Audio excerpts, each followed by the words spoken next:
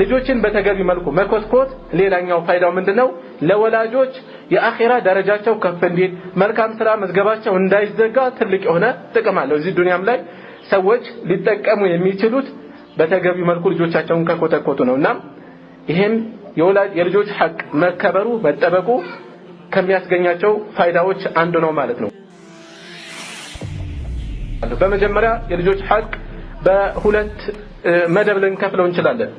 እሱም ከመወለዳቸው በፊትና ከተወለዱ በኋላ ያለው ብለን ሳይወለዱ በፊት ራሱ ሐቅ አላቸው። ልጆች ሳይወለዱ በፊት ራሱ ሐቅ አላቸው። ምን አይነት ሐቅ? አንደኛ በራሱ ሳሊህ ሆኖ መገኘት፣ ራሳችን ደህና ሆኖ መገኘት፣ ጥሩ ሰዎች ሆኖ መገኘት። እኛ ጥሩ ካልሆን ምን አይነት ልጆች ነው የምናፈራው? ስለዚህ ራሳችንን መኮትኮት፣ ራሳችንን ማነጽ፣ ራሳችንን ሸሪዓው በሚያዘን ቦታ መገኘት ልጆችን ጤናማ የሆነ ልጅ እናገኝ ዘንድ የመጀመሪያ ስራው የሚሆነው እዚህ ላይ ነው። እኛ ማን ነን? ሸሪዓው ከሚያዘው ቦታ ላይ አለን ወይ? ሸሪዓው ከሚከለከለው ቦታ እንርቃለን ወይ? እስላማዊ ድንጋጌዎች እናከብራለን ወይ? የሚሉትን ራሳችንን ልንከታተል ይገባል። አንድ ይሄ ነው። ብዙ ሰው ከውጭ ሰዎች ጋር እንደፈለገ ያፈካል፣ እንደፈለገ ይጫወታል። ቤት ሲገባ ግን ግስላ ይሆናል፣ አውሬ ይሆናል፣ አንበሳ ይሆናል። ሌላ ቁጡ ነው፣ አስፈሪ ነው። አባታችን መጣልን ሳይሆን መጣብን ብለው የሚጨናነቁበት ማለት ነው። አስፈሪ ይሆነ። ይሄ ሊሆን አይገባም። አዛኝ ሊሆን ይገባል። ርህራሄ ሊኖረው ይገባል። ነብዩ ሰለላሁ ዐለይሂ ወሰለም መን ላ የርሐም ላ ይርሐም ይላሉ። የማያዝን አይታዘንለትም ማለት የማያዝን አይታዘንለትም። ስለዚህ ርህራሄ ሊኖረን ፍቅር ልንሰጥ ፍቅር ልንቸር ይገባል ማለት ነው። حتى ከትዳር አጋር ጋር የሚኖረው ግንኙነት የሚኖረው ቅርበት ልጆች ላይ ጥላውን ጥሎ እንዳያልፍ ጥንቃቄ ሊኖረን ይገባል። ከልጆች ፊት እየተጨቃጨቁ ከልጆች ፊት እየተሰዳደቡ ማሳየት የነሱ ህሊና ውስጥ ጠባሳ መፍጠር ነው የሚሆነው። ስለዚህ በርህራሄ ልንቀርባቸው ይገባል። ከዛም ባለፈ በመካከላቸው በፍትህ ልናስተናግድ ይገባል።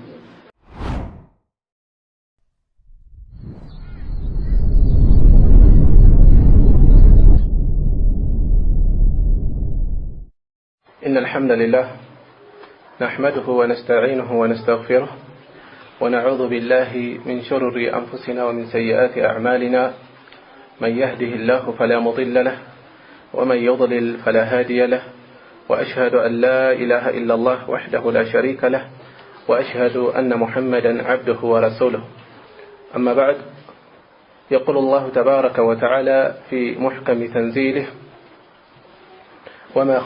وما خلقنا السماء والأرض وما بينهما باطلا ذلك ظن الذين كفروا فويل للذين كفروا من النار.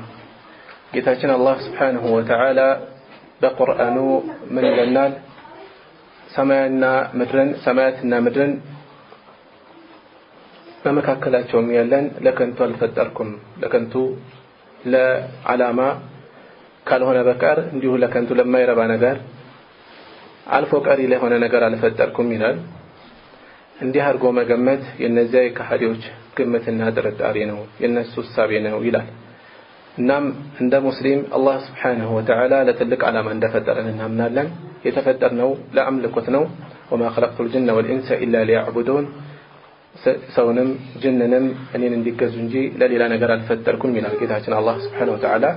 ይህን ትልቅ ዓላማ አንግቦ ከሆነ እኛን የፈጠረን ምድር ላይ ያስገኘን ለዚህ ዓላማ ከሆነ ቁርአንን ለኛ ያወረደው ለዚህ ዓላማ ከሆነ መልእክተኞችን ለኛ የላከው ይህን ነገር አጥብቀን አደራ እንባባልበታለን። ከራሳችንም አልፈን ለትውልድ ያስተላለፍን ያሸጋገርን እንጓዛለን። እናም በዚህ ረገድ ይህንን የአላህ Subhanahu Wa Ta'ala አደራ በተገቢ ሁኔታ እንፈጽም ዘንድ ከሚያስችሉን ኃላፊነቶች አንዱ የልጆችን ሐቅ በተገቢ መልኩ መወጣት ነው። ተርቢየቱል አውላድ ልጆችን መኮትኮት በተገቢ መልኩ መንከባከብ ኢስላም ትልቅ ደረጃ የሰጠው ኃላፊነት ነው። ትልቅ ደረጃ የሰጠው ኃላፊነት ነው። እናም የልጆች ሐቅ በኢስላም ምንድነው የሚለውን ትንሽ ማስታወስ ፈልጋለሁ። በአብዛኛው የሚነገረው በአብዛኛው ብዙ ቦታዎች የምንሰማው የወላጆች ሐቅ ነው። በእርግጥም ትልቅ ነገር ነው። ነገር ግን ከዛው ጋር እንዲሁም ማይተናነስ ትልቅ ቦታ ሊሰጠው የሚገባ ነገር ምንድነው? የልጆች ሐቅ ነው። በኢስላም የልጆች ሐቅ ምን ይመስላል? ወደ ሐቆቹ ከመግባቴ በፊት ፋይዳዎቹ ምንድናቸው የሚሉትን ትንሽ ማስታወስ ፈልጋለሁ። የልጆችን ሐቅ መጠበቅ ምን ፋይዳ አለው? ብዙ ሰዎች ይህን ቁም ነገር ባያጡትም ብዙ ትኩረት አይሰጡትም ወይም አያስተውሉትም እና እነዚህ ነገሮች ትንሽ ነካ ማድረግ ፈልጋለሁ ትልቁ ነገር አንዱ አላህ Subhanahu Wa Ta'ala የጣለብንን ሐላፊነት መወጣት ነው ራሳችንን ከተጠያቂነት ማትረፍ ነው ነብዩ ሰለላሁ ዐለይሂ ወሰለም በሐዲታቸው እንደተናገሩት ኩልኩም ራዒን ወኩልኩም መስኡሉን አን ረዕየቲህ ሁላችሁም እያንዳንዳችሁ እረኞች ናቸው ተጠያቂዎች ናቸው እረኝነት አለባችሁ ሐላፊነት አለባችሁ ስለተሰጣችሁም ሐላፊነት ተጠያቂዎች ናችሁ ይሉናል ስለሆነም የተሰጠን ሐላፊነት ካለ ሰው መቼም ስለ ሐላፊነት መጠየቁ አይቀርምና ይህንን ሐላፊነት መወጣታችን የልጆችን ሐቅ አደራ ማድረሳችን በሐቅ ላይ መገኘታችን ከትልቅ ተጠያቂነት ራሳችንን ማዳን ማትረፍ እንደሆነ እንረዳለን አንድ ይህን ሐላፊነት እናወርዳለን ማለት ነው ከዚያም ባለፈ የልጆችን መጪ ጊዜ በአላህ ፍቃድ ለማሳመር ሐላፊነታችንን እንወጣለን የልጆችን ሐቅ እዚህ ዱንያ ላይ ያለን ከተወጣን የዱንያ ህይወታቸውንም ይሁን የአኺራ ህይወታቸውን እናሳምር ዘንድ ትልቅ ሐላፊነት ተወጣን ማለት ነው ከምንም በላይ ደግሞ የአኺራ ህይወታቸውን ይሰምር ዘንድ ያምር ዘንድ የሚጠበቅብንን ሐላፊነት ተወጣን ማለት ነው አላህ Subhanahu Wa Ta'ala በቁርአኑ እንደሚለው ያ አዩሃ الذين آمنوا قوا أنفسكم وأهلكم نارا እናንተ ያመናችሁ ሆይ ራሳችሁን ጠብቁ ቀጥሎ ያለው وأهلكم ቤተሰባችሁንም ከእሳት ጠብቁ አስፈሪ ከሆነችው ጀሃነም ጠብቁ وقودها الناس والحجاره መቀጣጣያዋ ማገዳዋ ሰውና ድንጋይ ከሆነችው አስፈሪ ጀሃነም ራሳችሁን አትርፉ ይላል ራሳችሁንም ቤተሰቦቻችሁንም አትርፉ ስለዚህ የልጆችን ሐቅ መወጣታችን መቼም ዱንያ ላይ እንቅፋት እንዲነካብን አንፈልግም ልጆቻችንን ክፉ እንዲያገኛቸው አንፈልግም ካልባሌ ቦታ ላይ እንድናገኛቸው አንፈልግም የዱንያ መጨረሻ ህይወታቸው ጨለሙ ማየት አንፈልግም ከዛ የበለጠ ሊያሳስበን የሚገባው መጪ የአኺራ ህይወታቸው ነው ስለዚህ አንዱ ተርቢየተል አውላድን በትክክል መወጣታችን የልጆችን ሐቅ በተገቢ መልኩ ማስገኘታችን የአኺራ ህይወታቸው ይሰምር ዘንድ ትልቅ ሐላፊነት ተወጣን ማለት ነው ትልቅ የሆነ ሐላፊነት ተወጣን ማለት ነው እዚህም ላይ እዚህ የተሰበሰባችሁ ልጆቻችሁን ለዚህ ለተህፊዝ ቦታ መላካችሁ ይሄንን ትልቅ ዓላማ በማንገብ ነው አኺራን በማሰብ መጪ ህይወታቸው ይስተካከል ዘንድ ለዱንያም ለአኺራም ነው በርግጠኝነት የሚጠቅማቸው የሚማሩት ነገር በዱንያ ስርዓት ያላቸው መሆናቸው በርግጠኝነት እዚህ ላይ ከሰው ጋር ማህበራዊ ህይወታቸው ጤነኛ እንዲሆን ያግዛቸዋል ዓላማ እንዲኖራቸው ያደርጋቸዋል ካልባሌ ቦታ እንዳይገኙ ያደርጋቸዋል ጊዜያቸውን በአግባቡ እንዲወጡ ያደርጋቸዋል በአግባቡ እንዲጠቀሙ ያግዛቸዋል ስለዚህ ከልጆች ሐቅ መከበር አንዱ ፋይዳ የልጆችን መጪ ህይወት ማሳመር ነው ዱንያም ላይ እንደዚሁ ሐቃቸውን በተገቢ መልኩ ከተኮተኮቱ በአላህ ፍቃድ የዱንያ ህይወታቸው ራሱ የሰመረ ያማረ ይሆናል እዚህ ላይ ግን ችላ ከተባሉ እንደፈለጉ ከተጣሉ ነገ እዚሁ ዱንያ ላይ ከአኺራ በፊት እዚሁ ዱንያ ላይ ራሱ በርካታ ህይወታቸው መስቀልቀል ውስጥ ነው የሚወድቀውና አንዱ የልጆችን ሐቅ በተገቢ መልኩ መወጣት ፋይዳው የልጆችን መጪ ህይወት ማሳመር ነው የዱንያም ይሁን የአኺራ ሌላኛው የልጆችን ሐቅ በተገቢ መልኩ መወጣት ያለው ፋይዳ ምንድነው ጤናማ የሆነ ማህበረሰብ ለመገንባት ነው በአሁኑ ሰዓት ሁላችንም እንደምናውቀው ሙስሊሙ ዓለም ተረመስ ውስጥ ነው ያለው ሬዲዮ ከፍተን የምንሰማው የሙስሊሙን ዋይታ ነው በየአቅጣጫው ልባችን ይደማል እናዝናለን መፍትሄ ማቅረብ ባለመቻላችን ምንም ጠብ ማድረግ ባለመቻላችን ውስጣችን ይደማል ለዚህ ነገር ምናበረከተው አንድ ትልቅ የሆነ አስተዋጽኦ አለ እሱም ምንድነው ልጆችን ኮትኩቶ ማቅረብ ማህበረሰብ ማለት መቼም የግለሰቦች ጥርቅም ነው እኛ በራሳችን ልጆቻችንን ኮትኩተን አቀረብን ማለት ሌላውም እንደዚሁ ሲያደርግ በሂደት ለጤናማ ማህበረሰብ ራሱን የቻለ መሰረት እየጣልን ነው ማለት ነው መሰረት እየገነባን ነው ማለት ነውና ጤናማ የሆነ ማህበረሰብ ይኖረን ዘንድ ከወዲሁ ልጆችን በአግባቡ መኮትኮት ያስፈልጋል ወላጅ ልጆቹ የት እንደዋሉ በምን ሁኔታ ላይ እንዳሉ የሚከታተል ከሆነ እናት ልጆቿን በተገቢ መልኩ የምትኮተኩት ከሆነ እናት ለልጇ መድረሳ ናት ነው የተባለው ስለዚህ ይሄንን ሐላፊነቷን ተወጣ በስርዓት የምታስተምር ከሆነ በእርግጠኝነት ይሄ ጥርቅሙ ራሱን የቻለ አንድ ማህበረሰብ ነው ማህበረሰቡ እንዲህ አይነት ሰዎችን ማግኘቱ ትልቅ የመሰረት ድንጋይ አግኝቷል ማለት ነውና ጤናማ የሆነ ማህበረሰብ ይኖረን ዘንድ ትልቅ አስተዋጽኦ ማበርከት ነው የልጆችን ሐቅ በተገቢ መልኩ መወጣት ሌላኛው የልጆችን ሐቅ በተገቢ መልኩ መወጣት ያለው ፋይዳ ምንድነው የራሳችንን መጻኢ ዕድል ማሳመር ነው የራሳችንን አኺራ ማሳመር ነው ነብዩ ሰለላሁ ዐለይሂ ወሰለም በሐዲስ ምንድነው ያሉት اذا مات الانسان انقطع عمله إلا من ثلاث የሰው ልጅ ሲሞት ስራው ይቋረጣል ሶስት አይነት ሰው ሲቀር ሶስት አይነት ሰዎች ሲቀሩ ስራቸው በሙሉ ሰዎች ይቋረጣሉ ነው ያሉት ከነዚህ ሶስት አይነት ሰዎች የተነገሩት ምን ናቸው ኢላ ሚን ሰደቀቲን ጃሪያ አንድ ቀጣይነት ያለው ሰደቃ ጥሎ ያለፈ ቢሆን እንጂ ሁለተኛ አው ዒልሙን ينتفع به ሰዎች የሚጠቀሙበትን ዕውቀትን ጥሎ ያለፈ ሲቀር ሶስተኛ አወለዱን ሷሊህ يدعو له ሷሊህ ደግ የሆነ ልጅ ጥሎ ያለፈ ለሱ ዱዓ የሚያደርግለትን ጥሩ ልጅ ጥሎ ያለፈ እዚህ ላይ ስንንከባከብ እዚህ ስንከታተል ነው እንዲህ አይነት ልጅ ጥለን የምናልፈው ይሄን ስናደርግ እኛ ቀብር ውስጥ ነን እንኳን መልካም ስራችን አልተቋረጠም እኛ ሄደን እንኳን ስራችን አልተቋረጠም ስለዚህ የልጆች በተገቢ መልኩ መኮትኮት ፋይዳው ከልጆችም ያለፈ ተሻጋሪ ነው በእርግጠኝነት እኛ ራሳችን እንጠቀማለን እዚህ ዱንያም ላይ የሚያገለግሉት በስርዓት ሲያዙ ነው ከዛ ባለፈ ለአኺራችንም እንደዚሁ ጥቅሙ ትልቅ ነው ትልቅ የሆነ ጥቅም ነው ያሉት እንደውም ነብዩ ሰለላሁ ዐለይሂ ወሰለም በሐዲስ ምንድነው ያሉት ان الرجل لا ترفع درجته في الجنه አንድ ሰው ጀነት ውስጥ ደረጃው ከፍ ይደረጋል እሱ ባልሰራው ስራ እሱ በትክክል በማያውቀው ስራው ደረጃው ከፍ ይደረጋል فيقول ان لهذا ከየት ነው ደግሞ ይሄን ያገኘሁት ይላል በምን ምክንያት ነው ይሄን ያገኘሁት ብሎ ሲጠይቅ ምን ይባላል فيقال باستغفار ولدك لك ልጅህ ለአንተ استغفار ስላደረገልህ ነው ጌታዬ ሆይ ልጄን አባቴን ማረው እያለ ዱዓ በማድረጉ የወላጅ ደረጃ ከፍ ይላል ማለት ነው ስለዚህ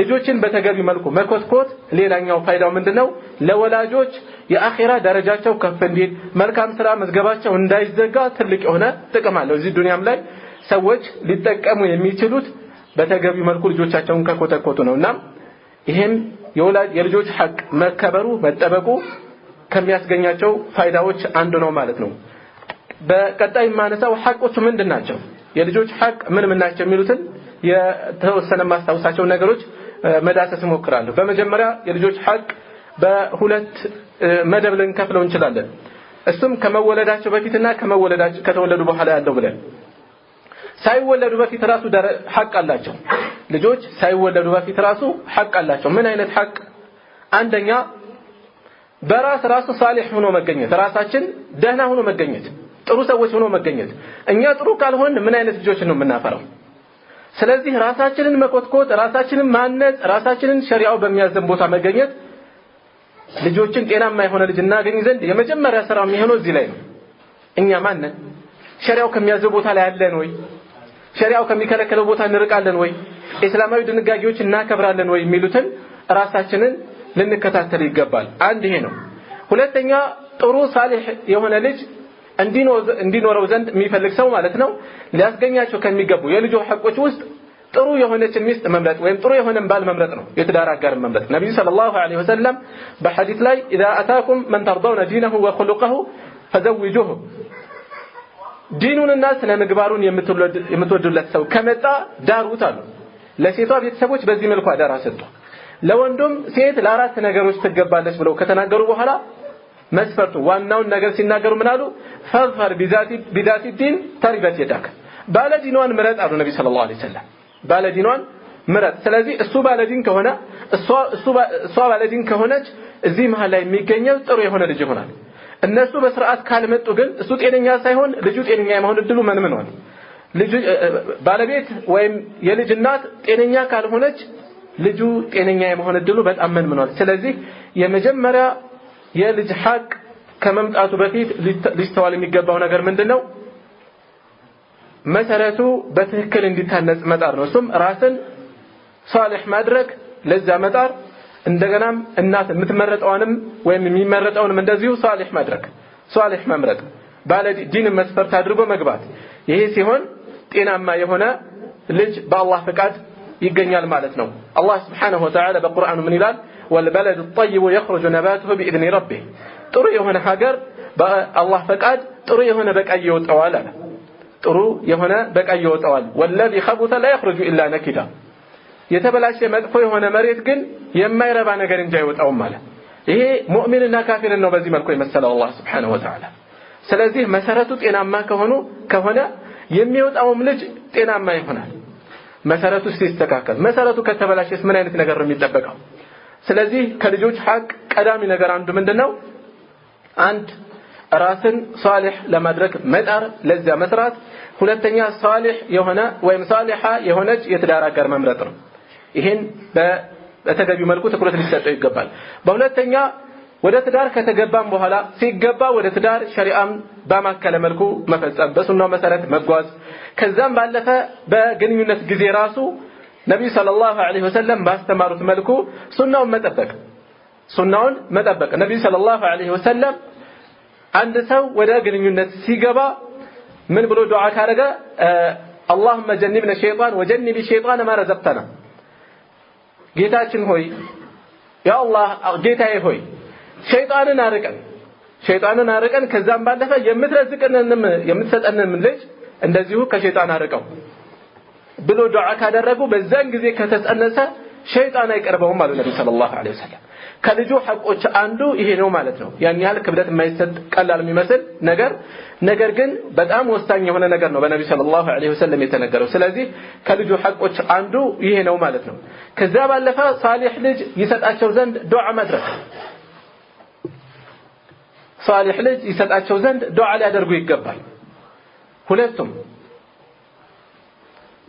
ይሄ የነብያት ሱና ነው ነብያት በተደጋጋሚ ربنا هب لنا من ازواجنا وذرياتنا قرة اعين የአይን ማረፊያ የአይን መርጊያ የሆነ ሷሊህ የሆነ ልጅ ስጠን ይያሉ ዱዓ ያደርጋሉ ደጋግመው ስለዚህ አንዱ ሷሊህ የሆነ ልጅ ይኖረን ዘንድ ከሚጣሉብን ከኛ ላይ ካሉ ሐቆች አንዱ ምንድነው ይሄንን ትኩረት ሰጥቶ አላህ ጥሩ ልጅ እንዲሰጠን ዱዓ ማድረግ ይሆናል ማለት ነው ከዛ በተረፈ በጽንስ ላይ ያለ ራሱ እንክብካቤ ማድረግ እንዳይጎዳ መጠንቀቅ እናት ወይም የጸነሰች ሴት ተገቢ ገና ላልተወለደ ልጇ ተገቢ የሆነ ትኩረት ልትሰጥ ይገባል ጽንሱን በሚጎዳ ስራ ላይ መሰማራት ጽንሱን በሚጎዳ መልኩ حتى ዒባዳ ላይ ራሱ አላህ Subhanahu Wa Ta'ala ዑድር ሰጥቷታል የምትጎዳ ወይም ጽንሱን የሚጎዳ ከሆነ ሌላ ጊዜ በሚሻላት ጊዜ በመጠነክር ጊዜ ታካክስ ዘንድ ተሰጥቷታል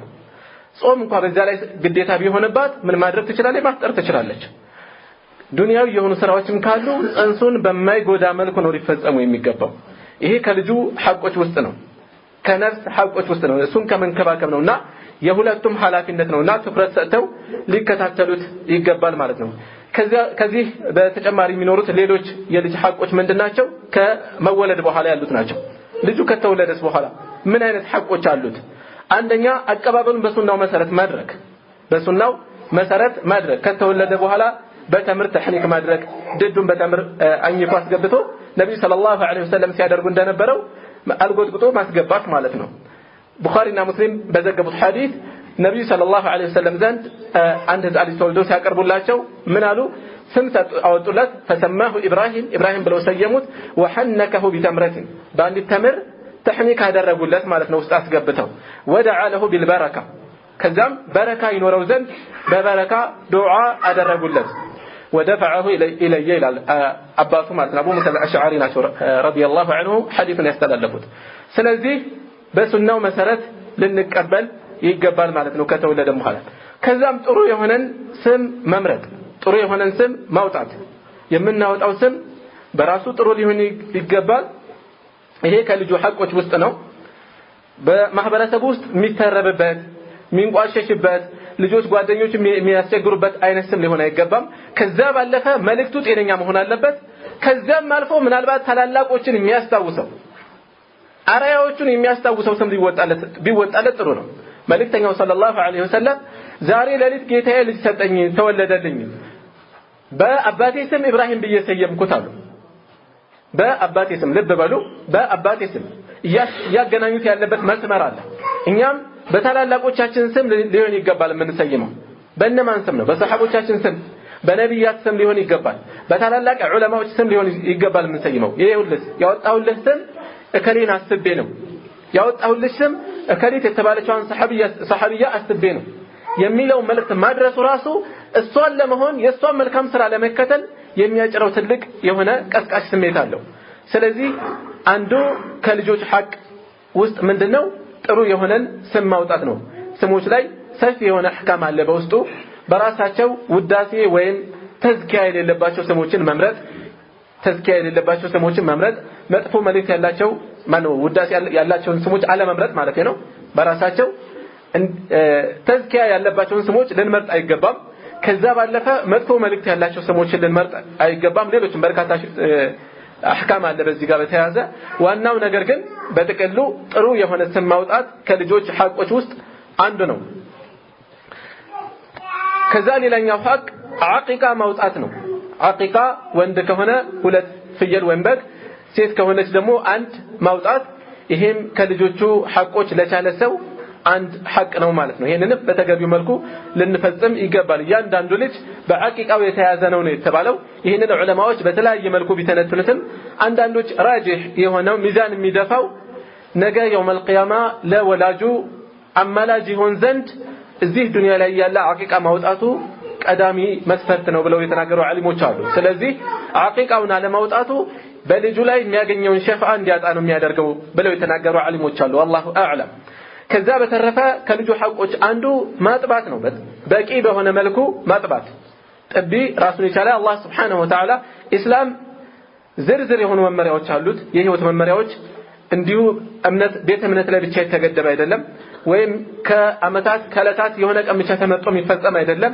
አጠቃላይ የህይወት መመሪያ ነው ሙሉ የሆነ የህይወት መመሪያ ነው በርካታ ማህበራዊ ህይወትን የሚመለከቱ ህጎች አሉት የጦርነት ህግ ሁሉ አለው የግብይት ህግ አለው ሌሎችም እንደዚሁ እዚህ ላይ ማጥባትን በተመለከተ ይሄ አላህ Subhanahu Wa Ta'ala ቁርአን ላይ ወልዋሊዳቱ يرضعن اولادهن حولين كاملين አጥቢ የሆኑ እናቶች ልጆቻቸውን ሙሉ የሆኑ ሁለት አመቶችን ያጠባሉ لمن اراد ان يتم الرضاعه ጥቢን ማሟላት ለፈለገ ሰው ልጁ ምናልባት ከዛ በፊት ከበቃው ግዴታ አይሆንም ነገር ግን ይሄ በተለይ ልጁ ላይ የሚያሳድረው ተጽዕኖ ካለ በቂ የሆነ የናስ ወተት ሊያገኝ ይገባል በተለይ በአሁኑ ሰዓት በሐኪሞች ሳይቀር እየተመከረ ነው ያለው ይሄው ሸሪዓችን ቀድሞ በዚህ መልኩ አስቀምጦታልና እናቶች በተልካሻ ምክንያት ከእንዲህ አይነት ትልቅ ኃላፊነት ሊርቁ አይገባም እንደዚሁ አባቶችም ተገቢ የሆነ ትኩረት ሊሰጡ ይገባል ለእናቱም ተገቢ የሆነ እንክብካቤ መስጠት ለልጆችም ተገቢ የሆነ ትኩረት መስጠት ያስፈልጋል ማለት ነው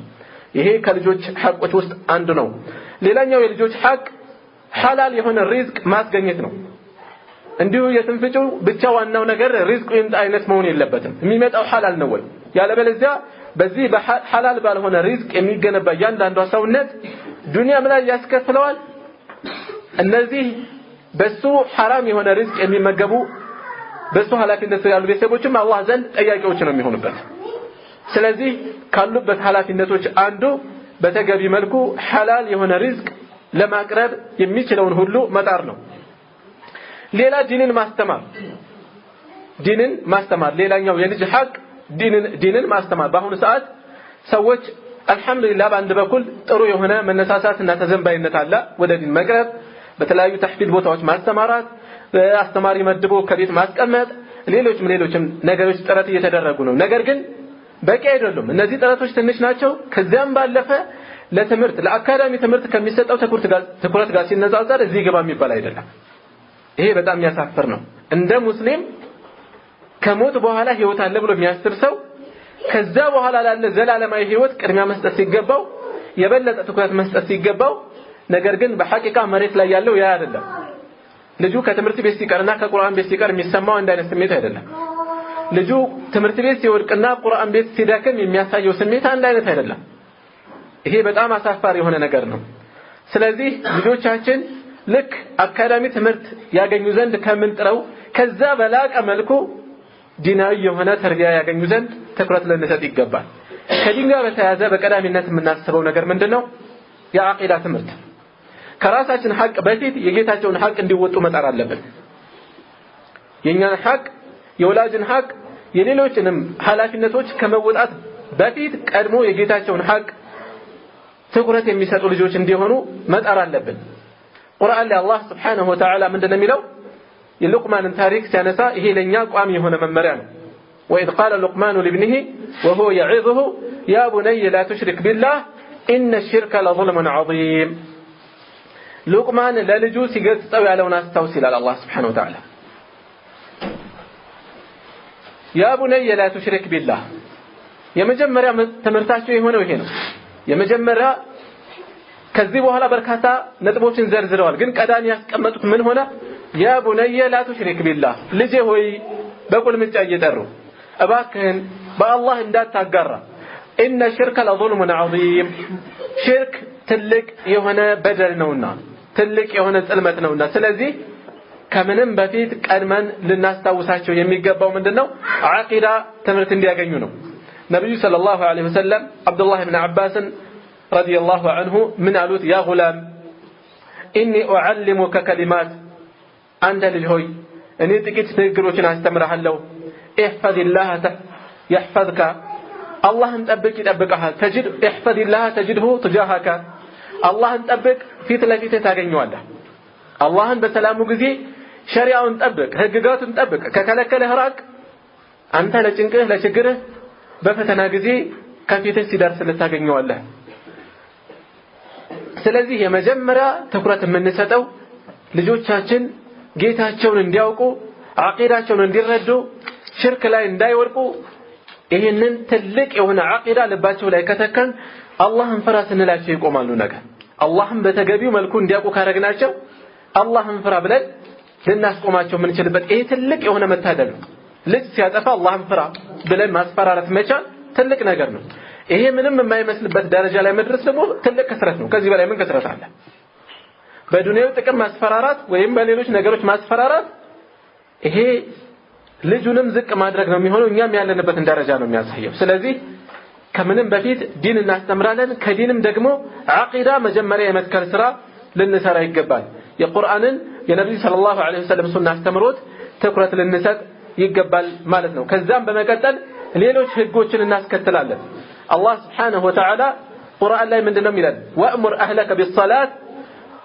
واصبر عليها وأمر أهلك بالصلاة واصبر عليها ቤተሰቦችህን በሶላት እዘዝ ቤተሰቦችህን በሶላት እዘዝ እዛችም እሷም ላይ ጽና ይላል አላህ Subhanahu Wa Ta'ala ስለዚህ በሶላት እናዛለን ወይ ራሳችን መከታተል አለብን ለሌላ ለአካዳሚ ጉዳይ ለሌላ ዱንያዊ ጉዳይ የምንሰጠው ትኩረት ጋር ያለን የኛን አቀራረብ እናስተውለው ራሳችን እንታዘበው ይሄ ትልቅ ኃላፊነት ነው ትልቁ ትኩረት የምንሰጠው ዲናዊ ጉዳይ መሆን አለበት ዛሬ ልጆቻቸው ሙሉ ቀን ትምህርት ቤት ደክመው ይመጣሉ ለዲናዊ ጉዳይ ግን 1 ሰዓት 2 ሰዓት መስጠት ይከብዳቸዋል ደክሞ ነው የመጣው ይላል እውነቱን ነው ይደክማል ግን የትኛው ነገር ነው ያደከመው የበለጠ ሊደክምበት የሚገባውን ጉዳይ እኮ ትኩረት አልሰጠነው ምን ያህል ትኩረት ነው ይቻርነው ስለዚህ ይሄንን ትልቅ ትኩረት ሰጥተን ልንከታተል ይገባል ሙሩ አውላደኩም ቢሰላህ ነብዩ ሰለላሁ ዐለይሂ ወሰለም ልጆቻችሁን በሶላት እዘዙ ይላሉ ቢሰብዒን 7 አመት ሲሞላቸው 7 ሲኒን 7 አመት ሲሞላቸው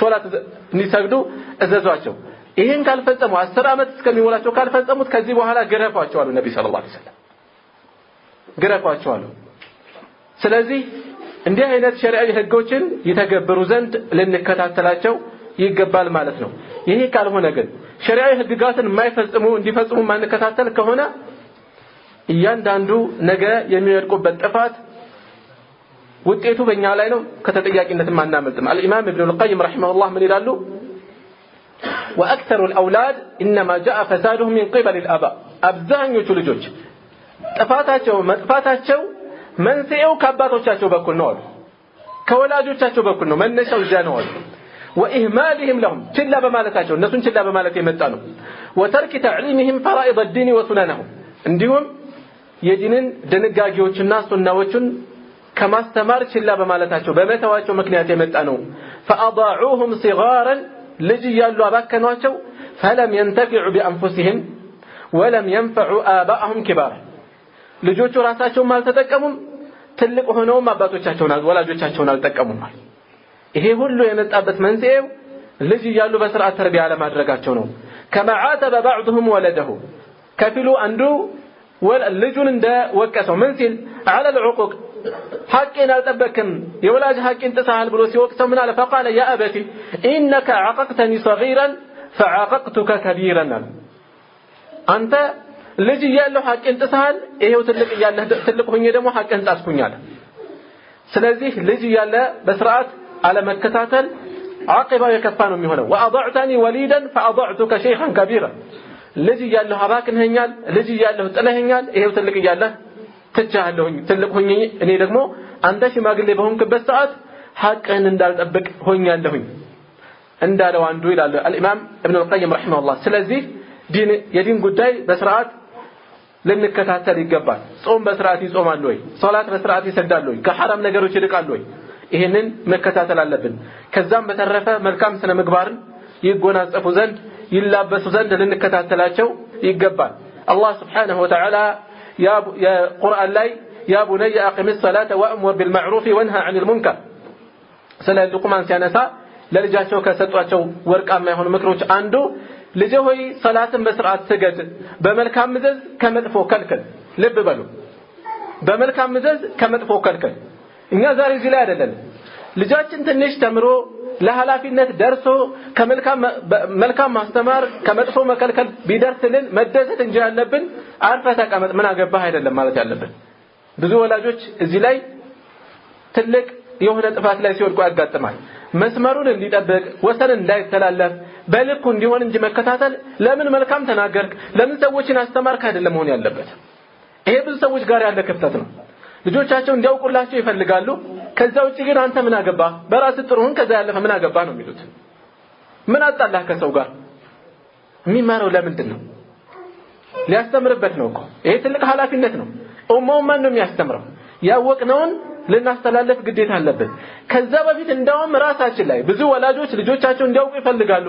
ነገር ግን ክፍተትን ያየውን ክፍተት አባቴ ሆይ አይዚህ ላይ ልክ አይደለም፣ እናቴ ሆይ ይሄ ነገር ሽርክ ነው፣ ይሄ ነገር ጥፋት ነው ብለው ሲናገሩ ትልቁ ጦርነት የሚገጥመው ከውጭ አይደለም ከቤት ይጀምራል። ልጅ ተማረልህ ደስ ሊልህ ይገባል። አላህን ፍራ ነው ያለህ መደሰት ነው ያለበት። ይሄ ትልቅ መታደል ነው። እዚህ ላይ ይሄ ሽርክ ነው ጥሩ ምናልባት መልእክቱን ከተጠራጠርከው ከተሻለ ሰው ጋር ማቅረብ የሚያቀርበውን ነገር ካላመንክበት ካዋቂ ዘንድ ማቅረብ ማስመስከር። ከዛ ውጪ ግን በቁርአን ቃል አላህ ቃል ረሱላህ በሚል ቋንቋ ልጅ ሲያናግር ይሄ እኮ ትልቅ መታደል ነው። ስለዚህ ቁጭ ብሎ ማዳመጥ ነው እንደውም መነጋገር ነው እንደውም ይሄ ትልቅ መታደል ነው። እናም ሉቅማን ቁርአን ላይ ለልጃቸው ሲመክሩ ምን አሉ? ቁርአን ላይ እንደተጠቀሰው ወእሙር ቢልማዕሩፍ ወእሙር እዘዛሉ ቢልማዕሩፍ በመልካም ምዘዝ ከመጥፎ ከልክል። ልጃቸውን በዚህ መልኩ ለሐላፊነት እያስተማሩት ነው። ወስቢር ዐላ ማ አሳበክ በመልካም ስተዝ ከመጥፎ ስትከለከል የሚያገኝህ አዛለ ፈተና አለ። በእርግጠኝነት ዛሬ ወላጆች የሚፈሩት እሳቸውም አልጠፋቸውም። ቀጥለው ምንድነው ያሉት? ወስቢር ዐላ ማ አሳበክ በሚያገኝህ ነገር ላይ ግን ታገስ አሉት። ጽና እንጂ ወደ ኋላ በል አይደለም ያሉት። በዛ ላይ ታገስ አብረህ ከጎን ነው መሆን ያለበት። ከዛ ቀጥለው ምን አሉ? ኢነ ذلك من عزم الامور ይሄ ከትልቅ ነገር ነው። ይሄ በጣም ትልቅ ከሚባሉ ነገሮች ነው። ولا تصعر خدك للناس ለሰዎች ጉንጭህን አታዝሩ የተንበጣረርክ አትሄድ። በሰዎች ላይ በኩራት አትንቀሳቀስ። ولا تمشي في الارض مرحا በምድር ላይ በኩራት አትራመድ። ኩሩ ሆነህ አትራመድ። ان الله لا يحب كل مختال فخور الله እያንዳንዱን ሁሉንም ተንበጣራሪ ጉረኛ የሆነ ሰውን አይወድም አሉ።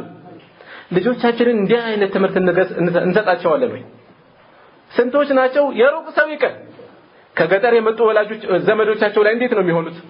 በአነጋገራቸው ይስቃሉ፣ ባለባበሳቸው ያሾፋሉ፣ በተለያየ ገጽታቸው ይሳለቃሉ፣ በእነሱ ላይ ይኮራሉ።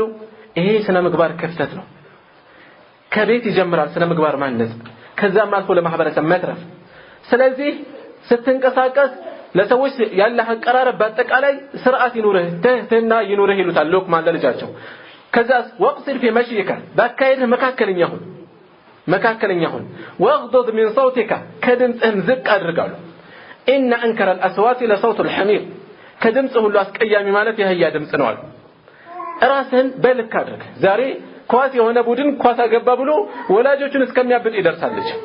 ምከረው ገስጸው። በምንድነው እንደዚህ እየፈነጨ ያለው? በምንድነው እንደዚህ የሚጮኸው? ስለዚህ ልጆቻችንን በዚህ መልኩ በተርቢያ ልንኮተኩታቸው ልናንጻቸው ይገባል። ሌሎችንም ስነ ምግባሮች ፍትሃዊ እንዲሆኑ ሚዛናዊ እንዲሆኑ አላህ Subhanahu Wa Ta'ala ምን ይላል? إن الله يأمر بالعدل والإحسان الله በፍትህ በማሳመር ያዛቸዋል። ልጆቻችን ፍትሃዊ እንዲሆኑ ሚዛናዊ እንዲሆኑ ልንኮተኩታቸው ይገባል። ይሄን ደግሞ ከራሳችን በተግባር ነው ማሳየት ያለብን በቀዳሚነት። ወላጆች ብዙ ጊዜ ምን ያደርጋሉ? አንዱ ልጅ ሲያጠፋ በመደዳ ሁሉንም ያጭዳቸዋል ገብተው። እግረ መንገዱን ተግባራዊ የሆነ ትምህርት እየሰጧቸው ነው ምን ፍትህ አልባነትን ያላጠፋው ማብረው ሚዛን የሌለው መቅጣትን ማስተማር ልጆች ሚዛን የሌለው ነገር ይዘው እንዲጓዙ ማድረግ ነው ራሳችንን ሚዛናዊ ማድረግ ስለዚህ አቀራረባችን አጠቃላይ ስነ ምግባራቸውን የሚኮተኩት መሆን አለበት ወኢታኢ ذي القربى ለዘመዶችም እንደዚሁ መልካም በመዋል ይሄንን ማስተማር አለብን وينهى عن الفحشاء والمنكر ካስቀያሚ ወንጀሎች ከብልግና እና መጥፎ ነገሮችም እንደዚሁ ይከለክላል አላህ Subhanahu Wa Ta'ala እናም እነዚህ ነገሮች ልጆቻችን ላይ ልናንጽ ይገባል ማለት ነው ሌላው ጠቃሚ የሆኑ ዕውቀትን ማስተማር ዱንያዊ ሊሆን ይችላሉ ማስተማር ነገ ከሰዎች ጥገኝነት የሚወጣበትን ነገር ማስጨበጥ ሙያ ነገር እንዲይዝ ማድረግ ሌሎችንም ትምህርቶች ማስተማር ከኛ የሚጠበቅ ነው የሚሆነው ይሄንን ትልቅ ትኩረት ሰጥተን ልንከታተል ይገባል علي بن أبي طالب رضي الله عنه من يلالو وأنفسكم وأهلكم نارا يميلون بتملكته راساتهم بيسبوچاچونم كسات طبقوا يميلون አንቀጽ ሲፈስሩት ምን ይላሉ علموا أنفسكم وأهلكم الخير وأدبوهم ራሳችሁንም ልጆቻችሁንም መልካም ነገርን አስተምሩ ስርዓትን ማስይዙ ይላሉ አስተምሩ ስለዚህ ለዱንያም ለአኺራም የሚጠቅም አጠቃላይ ዕውቀትን ለማስጨበጥ የምንችለውን ሁሉ ልንጥር ይገባል ማለት ነው عبد الله بن عمر من يلالو يا هذا أحسن أدب ابنك فإنك مسؤول عنه نقا يلالو لجهن سرعة استمروا أدب استمروا أنت كسو تتياكين هنا وهو مسؤول عن برك السودمو أنت ملكام كموالي تتياك أنت متتياك وسن كما كوتكوتن السودمو لأنت ملكام كموالي تتياك سلازي أنت حلافينت توتا يلالو እያንዳንዳችን ባለን አቀራረብ ለክ ልጆቻችን የሚኖራቸው ቅርጽ ይወሰናል ነብዩ ሰለላሁ ዐለይሂ ወሰለም በሐዲስ እያንዳንዱ ልጅ على الفطره ነው የሚወለደው በሐቅ ላይ ነው የሚወለደው በንጹህ እስላም ላይ ነው የሚወለደው ነገር ግን ወላጆቹ ይሁዳ ያደርጉታል ነሳራ ያደርጉታል እሳት አምላክ ያደርጉታል ልክ እንደዚሁ በእስላም ውስጥ የወላጆች ከእስላም ያላቸው ርቀት ልጆች ላይ የሚያሳድረው ተጽዕኖ ቀላል አይደለም በዛው ልክ አብሮ የሚያሳድረው ነገር አለ ጥሩት የሚያልፈው ነገር አለ ስለዚህ ትኩረት ሰጥተን የኛን አቀራረብ የኛን ገጽታ የኛን ሁኔታ ልንከታተል ይገባል ማለት ነው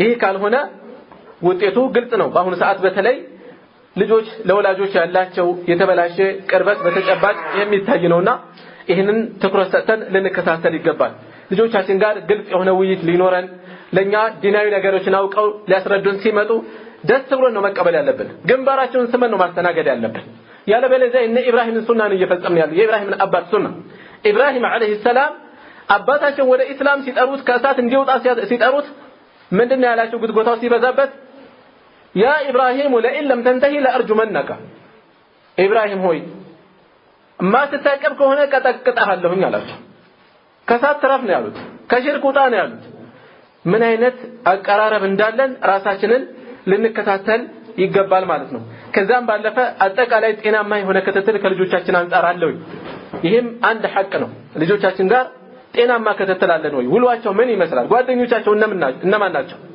መልእክተኛው ሰለላሁ ዐለይሂ ወሰለም المرء على دين خليله ሰው በጓደኛው ሃይማኖት ላይ ነው ይላሉ ልጆቻችን ከመጥፎ ሰዎች ጋር ሄደው እንዳይበላሹ ማን ጋር ነው ይዋሉ ያሉት ቤት ውስጥ ምን አይነት ፕሮግራም ነው የሚከታተሉት ካርቱን ፊልሞችን እየተከታተሉ አቂዳቸውን ሳይቀር የሚያወድሙ ስንቶች ናቸው ስነ ምግባራቸውን ሳይቀር የሚያበላሹ ስንቶች ናቸው ምን አይነት ነገሮችን ነው የሚከታተሉት ማየት አለብን አለባበሳቸው ምን ይመስላል ነብዩ ሰለላሁ ዐለይሂ ወሰለም አብዱላህ ኢብኑ ዑመርን መዲና የሆነ መንገድ ላይ አይተውት ያ አብዱላህ ብለው ይጣራሉ የሆነ ሰው ጠራኝ አለ ارفع ازارك ሽርጥህን ከፋርክ ዞር ሲመለከቱ ነብዩ ሰለላሁ ዐለይሂ ወሰለም ናቸው አለ ያ ረሱላህ እኮ ምን የበሰበሰ ልብስ ነው አልኳቸው ኩራት የሚታሰብበት አይደለም አለይሰ ለከ في اسوه ላንተ በኔ ላይ አርአያ የለህም ምሳሌ የለህም አሉኛል የሳቸውን ሳይው መሐልባት ነው ያለው ከዛን ጊዜ ጀምሮ ወደ ታች አውርጀው አላውቅም አለ አብዱላህ ኢብኑ ዑመር ልጅ ነው በጊዜው ተመልከቱ ስለዚህ የማንን ሱና ነው እየተከተሉ ያሉት ዛሬ ተጫዋቾችን እንደዚሁም የተለያዩ አርቲስት የሚባሉ ሰዎችን እየተከተሉ የፀጉር አቆራረጣቸው የልብስ አለባበሳቸው ስንት አይነት ጋጠወጥ የሆነ ስንቱ ነው። ይሄ ውጫዊ ነገር ነው። ሌላ ከውስጥ ብዙ ብልሽት ያመላክተናል። ስለዚህ ልንከታተል ይገባል። እናም ገጽታቸውን መከታተል፣ አለባበሳቸው ምን ይመስላል፣ አካሄዳቸው ምን ይመስላል፣ ምን አይነት ወሬን የሚያወሩት እርስ በርሳቸው ነገሮችን መከታተል። ይሄ ማለት ጥርቅብቅ አድርጎ ማንጨናነቅ አይደለም። ያሉበትን ሐል ግን እስከማናቀው ልንርቅ አይገባም። ቢያንስ ማወቅ አለብን። የተበላሸ ነገር እንኳን ቢኖር መከታተል እንችል ዘንድ ቅርበት ሊኖረን ይገባል ማለት ነው። ከዛም ለልጆቻችን ርህራሄ ሊኖረን ይገባል። ሌላኛው ሐቅ እዝነት ሊኖረን ይገባል። ብዙ ሰው ከውጭ ሰዎች ጋር እንደፈለገ ያፈካል፣ እንደፈለገ ይጫወታል። ቤት ሲገባ ግን ግስላ ይሆናል፣ አውሬ ይሆናል፣ አንበሳ ይሆናል። ሌላ ቁጡ ነው፣ አስፈሪ ነው።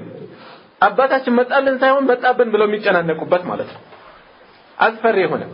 ይሄ ሊሆን አይገባም። አዛኝ ሊሆን ይገባል። ርህራሄ ሊኖረው ይገባል። ነብዩ ሰለላሁ ዐለይሂ ወሰለም መን ላ የርሐም ላ ይርሐም ይላሉ። የማያዝን አይታዘንለትም ማለት የማያዝን አይታዘንለትም። ስለዚህ ርህራሄ ሊኖረን ፍቅር ልንሰጥ ፍቅር ልንቸር ይገባል ማለት ነው። ሐታ ከትዳር አጋር ጋር የሚኖረው ግንኙነት የሚኖረው ቅርበት ልጆች ላይ ጥላውን ጥሎ እንዳያልፍ ጥንቃቄ ሊኖረን ይገባል። ከልጆች ፊት እየተጨቃጨቁ ከልጆች ፊት እየተሰዳደቡ ማሳየት የነሱ ህሊና ውስጥ ጠባሳ መፍጠር ነው የሚሆነው። ስለዚህ በርህራሄ ልንቀርባቸው ይገባል። ከዛም ባለፈ በመካከላቸው በፍትህ ልናስተናግድ ይገባል። ሚዛናዊ የሆነ አቀራረብ ሊኖረን መሐላቸው በስጦታ ሚዛናዊ መሆን። አንድ ሰሃባ ከነብዩ ሰለላሁ ዐለይሂ ወሰለም ዘንድ ልጁን ይዞ መጥቶ ለዚህ ልጄ ስጦታ ሰጥቼ ነበርና አንተን ማስመስከር ፈልጌ ነው። እናቱ የግድ ምስክር እንዲኖር ፈልጋ ነው። ከሌላ የወለዳቸው ልጆች አሉት። ከአንዷ ለወለደው መሬት ይሰጣል፣ ስጦታ ይሰጣል። እንዲጸናላት ነብዩ ሰለላሁ ዐለይሂ ወሰለም ዘንድ እንዲታወቅ ፈለገች። አስመስክር ካልተመሰከር አለች። ከዛም ነብዩ ሰለላሁ ዐለይሂ ወሰለም ዘንድ ልጁን ይዞ መጥቶ ይሄው ለዚህ ልጅ ስጦታ ልሰጥ ነበር፣ እናቱ እንደዚህ እንዲመሰከርላት ፈልጋለች፣ ለሌሎች ልጆች ሰጥተሃል አሉት። አይ አልሰጠሁም አለ። በዙልም ላይ በበደል ላይ ነው የምታስመሰክረኝ አሉት። በበደል ላይ በግፍ ላይ ነው የምታስመሰክረኝ? ፈተቁላህ ወዕዲሉ በይነ አውላዲኩም አሉ። አላህን ፍሩ፣ በልጆቻችሁ መካከል ፍትሃዊ ሆኑ። ስለዚህ ለልጆቻችን የምንቀርበው አቀራረብ የምንሰጠው ዳረጎት ፍትህ የሰፈነበት መሆን አለበት። ይሄ አእምሯቸው ላይ ጠባሳ ጥሎ ከማለፉም ባለፈ ፍትህ አልባነትን እያስተማርናቸው ነው የሚሆነው። ስለዚህ አቀራረባችን በጣም ሚዛናዊ ሊሆን ይገባል፣ በጣም ፍትሃዊ ሊሆን ይገባል። ኢብኑ القيم رحمه الله ምን ይላሉ? وكان السلف ሰለፎች يستحبون ان يعدلوا بين الاولاد في القبلة ሌላው ቀርቶ በመሳም እንኳን ፍትሃዊ የሆኑ ነበር፣ እኩል ለማድረግ ይጥሩ ነበር አሉ ሰለፎች። ሲስሙ እንኳን ሌላ ነገር አይደለም፣ ስጦታ እንኳን አይደለም፣ ከዛ ቀላል በሚባል ነገር እንኳን ፍትሃዊ ለመሆን የሚችሉትን ሁሉ ይጥሩ ነበር። ስለዚህ ልጆቻችን ጋር ያለን አቀራረብ በፍትህ መሆኑን ልንከታተል ይገባል። ይሄ ማለት እያንዳንዱ ነገር እኩል ይሁን ማለት አይደለም። ትልቁ ካለበት ኃላፊነት የተነሳ ብዙ ነገር ሊጠበቅበት፣ ብዙ ነገር ወጭ ሊኖረው፣ ብዙ ነገር ሊሰጠው ይችላል። ነገር ግን ጥንቃቄ ባለው አቀራረብ መሆን አለበት። ህፃኑ ብዙ ወጭ ላይኖረው ይገባል። አንዱ ላይኖረው ይችላል። አንዱ ተማሪ ይሆናል፣ ለትምህርቱ የሚያስፈልገው ብዙ ወጭ አለ። አንዱ ከቤት ነው ያለው፣ ያን ያህል የሚጠበቅበት ነገር የለም። ሁሉንም እንዳሉበት ደረጃ የሚመለከት የሚመጥን አቀራረብ ሊኖረን ይገባል ማለት ነው። ሌላኛው አስፈላጊ ነገሮችን በማሟላት ላይ ጥንቃቄ ማድረግ። ለነሱ የሚያስፈልጉ ቁሳቁሶችን ማሟላት፣ ለልጆች የሚያስፈልጉ ኪታቦች ሊሆኑ ይችላሉ፣ አልባሳት ሊሆኑ ይችላሉ። ሐታ የዕለት ከዕለት የሚያስፈልጓቸው በርካታ ነገሮች ይኖራሉ። እነዛ ነገሮች በማሟላት ላይ ጥንቃቄ አድርገን ልንከታተል ይገባናል ማለት ነው። የሚያስፈልጋቸው ምንድነው? ችላ ልንል አይገባም። ብዙ ሰው ዛሬ ለማይረቡ ነገሮች ስንት እያወጣ ለመሰረታዊ ነገር ግን ማውጣት ያቅተዋል። ለጫት 100 200 እያወጣ ለቁርአን ቤት የሚከፍል እያጣ ማይቀራ ልጅ በተጨባጭ አለ። ስንት ቦታ ልጁ ቁርአን ሳይቀራ ያድጋል የሚከፈል እያጣ፣ ወይም በስርዓት ሳይማር ይቀራል የሚሟላለት ነገር ሳይሟላ በመቅረቱ። አቅም ያለው እንደዚህ የሚያደርግ ከሆነ ይሄ ትልቅ ኃላፊነት ማጉደል ነው። ስለዚህ አስፈላጊ ነገሮችን በማሟላት ላይ ጥንቃቄ ልናደርግ ይገባል። ከዛም በተረፈ ጊዜያቸውን በአግባቡ እንዲጠቀሙ ልንከታተላቸው ይገባል። እዚህም ላይ እንደቀደሙ ደግሜ ማነሳው እስርስር ያለ ጥብቅብቅ ያለ ጭንቅንቅ ያለ ነገር ውስጥ ማስገባት አይደለም። ነገር ግን ሁሉ ጊዜ ንይዟም እንዲኖራቸው ምንችለውን ሁሉ ልንጥር ይገባል። ሰዓታቸውን በአግባቡ መጠቀም የሚችሉበት አካሄድ እንዲኖር መስመር የማሳየት ስራ ሊኖረን ይገባል። ነብዩ ሰለላሁ ዐለይሂ ወሰለም ኒዕመታኒ መግቡን ቢሂማ كثير من الناس ኒዕመታኒ መግቡን ፊሂማ كثير من الناس ሁለት ጸጋዎች አሉ ብዙ ሰዎች በእነሱ ላይ ይከስራሉ በተጨባጭ ያሟላቸው ማያገኛቸው ያልፏቸዋል አሉ። እነሱም الصحة አንደኛው ጤና ነው ሁለተኛው ደግሞ እድሜ ነው አሉ። والفراغ በትርፍ ጊዜ ነው አሉ። ስለዚህ ልጆች ትርፍ ጊዜያቸውን ምን ያህል በአግባቡ ይጠቀሙበታል የሚለውን ልንከታተል ይገባል። አመት የማይፈጀው ቁርአን አመታት ይፈጅባቸዋል። 5-6 አመት ቆይተው አይጨርሱትም። ይሄ ጊዜያቸውን በአግባቡ እንዲጠቀሙ አለማስቻላችን ነው። ስለዚህ ከቻልን በራሳችን ካልሆነ በማማከር የተሻለ በመንለው ሰው በማማከር ልጆች ጊዜያቸውን በትክክል ይጠቀሙ ዘንድ የምንችለውን ሁሉ ልንጥር ይገባል። የጊዜን አስፈላጊነት ልናስረዳቸው ይገባል። ከትልልቅ ዑለማዎች አንዱ የሆኑት ትልቅ የቋንቋ ሊቅ አልኸሊል ኢብኑ ኢብራሂም አልፈራሂዲ ምን ይላሉ? أثقل الساعة علي ساعة آكل فيها ከወቅት ሁሉ እኔ ላይ በጣም ከባድ ማለት የምመገብበት ወቅት ነው አሉ። መባከኑ ቆጭቷቸው ማለት ነው። ሌላ ሰዓት አላባከንም እያሉ ነው። ተመልከቱ። ይሄን ያክል ጊዜያቸውን ትልቅ ቦታ ይሰጡ ነበር። ስለዚህ ልጆችን ራሳችንን መከታተል አንድ ነገር የጊዜን ፋይዳ ራሱ እንዲገነዘቡ የማድረግ ስራ መስራት አለብን። ነገ እንዳይቆጫቸው ካሁኑ ማስረዳት በሆነ ባጭር ጊዜ ያመጡት ለውጥ ካለ ያንን በደንብ ማስረዳት ይሄው በትክክል በመጠቀም የመጣው ለውጥ አስተውለው ለሌላው ጊዜ ስንቅ ይሆናል ይሄ ነገር። ስለዚህ ጊዜያቸውን በአግባቡ ይጠቀሙ ዘንድ የምንችለውን መጣ። ሌላ ዱዓ ማድረግ ለልጆች ዱዓ ትልቅ የሆነ ተጽዕኖ ነው ያለው። ትልቅ የሆነ ልጆች ላይ የሚያሳድረው ለውጥ አለ። ነብዩ ሰለላሁ ዐለይሂ ወሰለም ምን ይላሉ? ثلاث دعوات مستجابة ሶስት ዱዓዎች አላህ የሚቀበላቸው ናቸው። دعوة الوالد على ولده ያሉ አንደኛው ቁጥር አንድ ያነሱት የወላጅ ለልጁ የሚያደርገው ዱዓ ነው አሉ። ይሄንን ትልቅ የሆነ ድል እናሳልፈው ይገባል። ለልጆቻችን ምን ያክል እየዋልን ነው ያለው? ዱዓ ያደረግንላቸው ነው ወይ? በተለይ ወሳኝ የሆኑ ወቅቶች ላይ ለልጆቻችን ዱንያቸውም አኺራቸውም ይሰምር ዘንድ ያምር ዘንድ ዱዓ ልናደርግላቸው ይገባል ማለት ነው። ከዛ የተበዳይ ዱዓ የሙሳፊር ዱዓ ያሉ ይቀጥላሉ ነብዩ ሰለላሁ ዐለይሂ ወሰለም። ብቻ ይሄንን ቁልፍ ነገር ዋጋውን ልናውቀው ትልቅ ትኩረት ልንሰጠው ይገባል። የዱዓን ውጤት ከሚያመላክቱ የዱዓን ኃይል ከሚያመላክቱ ክስተቶች አንዱ የሆነ ሰው በነብዩ ሰለላሁ ዐለይሂ ወሰለም ዘመን እስላምን ይቀበላል እና ሚስቱ ሳትሰልም ቀረች። ህፃን ልጅ አለች። ልጁን መውሰድ ፈለገ፣ እሷ መውሰድ ፈለገች። ከሷ ጋር ሄደች ማለት ኩፍር ነው ያለው እዚያ። ከነብዩ ሰለላሁ ዐለይሂ ወሰለም ዘንድ ቀረቡ። እናትን ወደ ጎን አስቀመጡ፣ እሱን ወደ ጎን አስቀመጡ። ልጅቷን መሃል አረጓት። ከዛም ወደ ጥሯት አሉ። ወደ ፈለገችው እሷ ትሄዳሉ። ከዛ ሲጠሯት ወደ እናቷ መሄድ ጀመረች። እሳት ነው ያለው ወደዛ ያለው ምርጫ። ነብዩ ሰለላሁ ዐለይሂ ወሰለም ምን አሉ? اللهم اهدها ጌታዬ ሆይ አንተ አቅናት አሉ፣ አንተ ምራት አሉ። ምልክት ብላ ወደ አባቷ ሄደች ልጅቱ ቀጥታ ወደው። የዱዓን ኃይል ከሚያሳዩ አጋጣሚዎች የዱዓን በጣም ከባድ ተጽዕኖ ከሚያሳዩ አጋጣሚዎች ነው ይሄ። ስለዚህ የዱዓን ዋጋ ተረድተን ለልጆቻችን ትልቅ ትኩረት ልንሰጥ ይገባል። እግረ መንገዳችንን አብረን ትኩረት መስጠት ያለብን ከእርግማን መላሳችንን መጠበቅ አለብን። ልጆች ላይ ልክ እንደዚሁ እርግማኑን ከባድ የሆነ ውጤት ሊያስከትል ይችላል። ስለዚህ በጣም ልንጠነቀቅ ይገባል። ይሄ የሙስሊም ባህሪም አይደለም። እንደውም አብዱላህ ኢብኑ ሙባረክ ረሂመሁላህ የሆነ ሰው ልጁ እንዳስቸገረው መጥቶ ነገራቸው። ልጅ ያስቸገረኝ ነው ብሎ ሲነግራቸው هل دعوت عليه ረግመዋል አሉት። ረግመዋል ወይ ሲሉት ምን አለ? ነዓም አለ። አዎ ረግሜዋለሁኝ አለ። قال انت افتته አሉ። አንተ ነህ ታዲያ ያጠፋኸው አሉት። ስለዚህ ልጆቻችንን በራሳችን እንዳናበላሻቸው በጣም ጥንቃቄ ምላሳችንን ልንሰበስብ ይገባል። በተለይ እናቶች አካባቢ በትንሽ በትልቁ እርግማን ያበዛሉ። ይሄ በጣም ጥንቃቄ የሚፈልግ ነገር ነው፣ አደገኛ ነገር ነው። ከዛ በተረፈ ለልጆቻችን መልካም ተምሳሌት ልንሆን ራሳችንን ልንጥር ይገባል።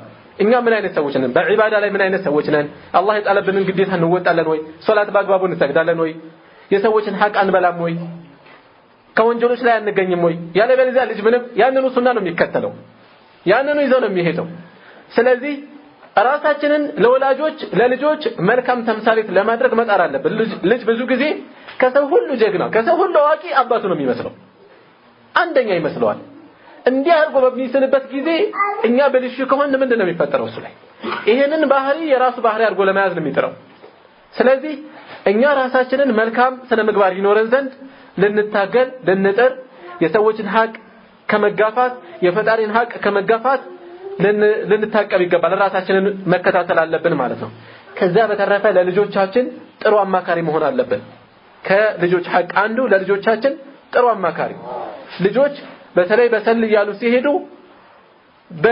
በእድሜ ከሚቀርባቸው ሰው ጋር ይሄዱ መንሾካሾክ ሐሳባቸውን ማካፈል ይፈልጋሉ ለልጅ ከወላጅ የበለጠ መልካም ሐሳብ ይኖራል እኛንን ከማንንም በላይ መቅረብ ያለብን እኛንን ከማንንም በላይ አማካሪ መሆን ያለብን እኛ ካልቀረብናቸው መቼ ሶላት መጀመር እንዳለባቸው ጾም መጾም እንዳለባቸው የማያውቁት እኛ ካልቀረብናቸው ጾም የሚያፈርስ ሁኔታ ላይ ሆነው ሐይድና ንፋስ ላይ ሆና ጾም ትችላለች እያፈረች ጀናባ ላይ ሆኖ ጀናባውን ሳይወርድ ሊሰግድ ይችላል እፍረት ይዞት ስለዚህ አማካሪያቸው ልንሆን ይገባል ማላ የሆነ ችግር ቢያጋጥማቸው እኛን ቀርበው የሚያማክሩብን እኛን ካላማከሩ ማንን ነው የሚያማክሩት ከዛስ የበለጠ ተቆርቋሪ የሆነ ሰው ነው የሚያገኙት ተገቢ የሆነ ምክር ያገኛሉ ወይ ስለዚህ ለልጆቻችን ምርጥ አማካሪ መሆናችንን ራሳችንን እንታዘብ እስኪ መሆን እንችላለን አሁንስ ያለና አቀራረብ ጤነኛ ነው ያን የሚያስብል ነው ራሳችንን ካልሆን ክፍተቱን የመሙላት ስራ መስራት አለብን ከዛም መጨረሻ ላይ ማነሳው ጥሩ የትዳር አጋር መምረጥ ነው ጥሩ የትዳር አጋር ለልጆች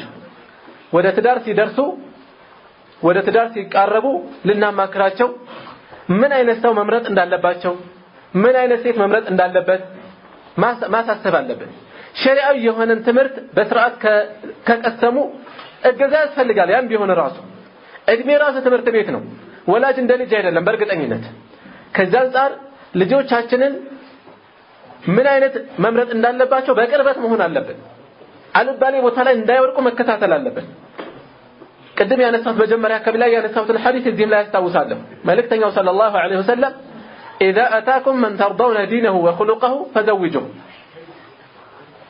ዲኑንና ስነ ምግባሩን የምትወዱለት ሰው ከመጣ ስጡት አሉ ለሴት ልጃችሁ እንዲህ አይነት ጥያቄ ከመጣ ስጡት አሉ ስንቶች ናቸው ዛሬ ዘርን ያሰቡ ኢኮኖሚን ያሰቡ ለልጃቸው መልካም ባል ከመምረጥ ይልቅ ጊዜዋን የሚያባክኑ ወይም ካልሆነ ቦታ ላይ የሚጥሉት ስንቶች ናቸው ይሄ ዱንያዋንም አኺራዋንም ነው የሚያበላሸው ከሰለፎች አንዱ ምን ይላሉ ልጅህን ለመልካም ሰው ዳራት ከወደደ አክብረው ይዛታል ቢጠላ አይበደላትም በሰላም ይለያታል አሉ በሰላም ይፈታታል ስለዚህ ልጆቻችንን መነገጃ ልናደርጋቸው አይገባም ማትረፊያ ባለሀብት ጋር መታወቂያ መቀራረቢያ ሊሆን አይገባም እንሽሽ አይደለም ነገር ግን ዲንን መስፈርት ባረገ መልኩ መሆን አለበት አቀራረባችን ወንዱም እንደዚያው ዲንን መስፈርት አድርጎ ነው መንቀሳቀስ ያለበት ስለዚህ ልጃችን ወይ ቁንጅና አይቶ ወይ የሆነ ነገር አይቶ ወርቃለሁ ቢል ቆይ ረጋበል ተረጋጋ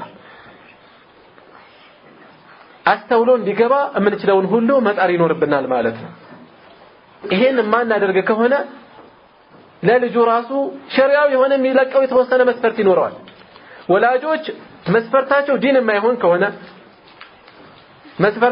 የማይሆን ከሆነ እንዳውም ካልሆነ ቦታ ላይ እንዲወርቅ የሚገፉ ከሆነ ልጁ ደግሞ መስፈርቱ ዲን ሆኖ ጥሩ ቦታ ላይ የሚሆን ከሆነ ምን ያደርገዋል አማክሮ ከነሱ መብቱ ሊነሳባቸው ሁሉ ይችላል ይሄ ነገር ከመከሰቱ በፊት ክብራቸውን ነው መጠበቅ ያለባቸው ወላጆች ለልጃቸው ደግሞ ከምንም በላይ እነሱ ናቸው ሐሳቢ መሆን ያለባቸው ስለ አላህ ስለ ዲን እነሱ መካሪ መሆን ሲገባቸው እንዴት ልጅ እንደገና ወደ ላይ ይናገራል ልጅ የጎተጎተ ወላጆች እንዲሚሉበት እንዴት እንደዚህ አይነት ሁኔታ ይሆናል ይሄ እንዳይሆን ወላጆች ከማንም ቀድመው ለልጆቻቸው መልካም ትዳርን ሐሳቢ አላሚ ሆነው የሚችሉትን ሊጥሩ ይገባቸዋል ትንሽ አበዛው መሰለኝ እዚህ ላይ አቆማለሁ جعلني الله واياكم من الذين يستمعون القول ويتبعون احسنه والسلام عليكم ورحمه الله وبركاته